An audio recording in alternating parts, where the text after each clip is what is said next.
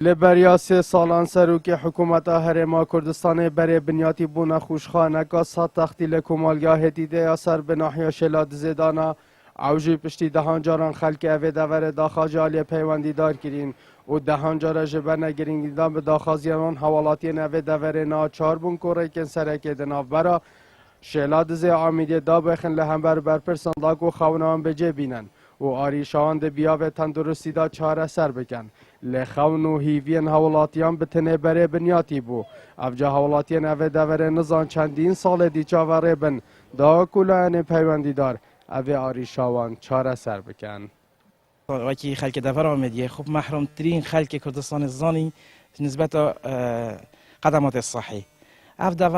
دوره کچیایی زوستانا ریکو بارتینا گرتن و هاتنو چونا خلکی و گاسنا نخوش بود دورا بو نخوشخانه آمدیه گالک اب زحمت یابیتون گالک جراب که ود مرن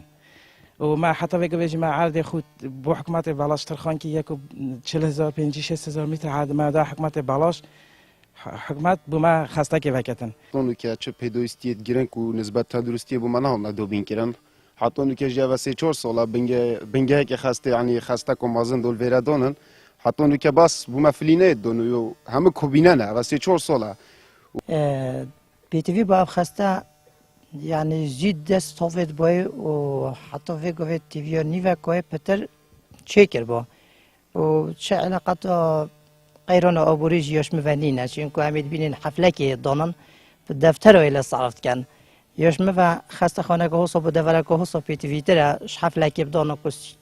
30 دفتر و 40 دفتر رو صرف کن. سروک ساخلمی قضا آمیدیش دیار که جه اگر قیرانا دارایی او پروژه هاتیا راستاندن. راسته یعنی و 2 سال ته احتمال در بازش بیاش 2 ساله برای بنیاتی با هاتیا دانش لای رئیسدار نیچیروان بارزانی سریک و حکومت هرم کردستانی. اوش دی بیتل برند کو اف برتانگیا دارایی و سر هرم دهاتی خار هکرنه یعنی جدی کار سر هات کردن دیزاین توی خلاص بود.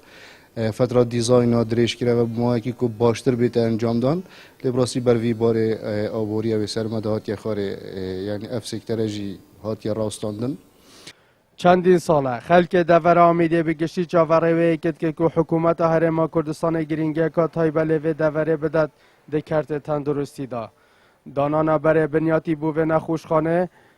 بریا 3 سال مزگینیا که دلخوش بو با حوالاتیان لنها حوالاتی بهیوی بو نجد درست که نا اوه نخوشخانه دیبی دهان جارندی بره بنیاتی بهت ادانان هر بو و نخوشخانه لسرکیست حوالاتیان و بری که دهان بر پرسندی بخیر درست که نا اوه نخوشخانه گرم ببید. اسام عبدالرحمن کانال بادینان ساد ناحیه شلادزه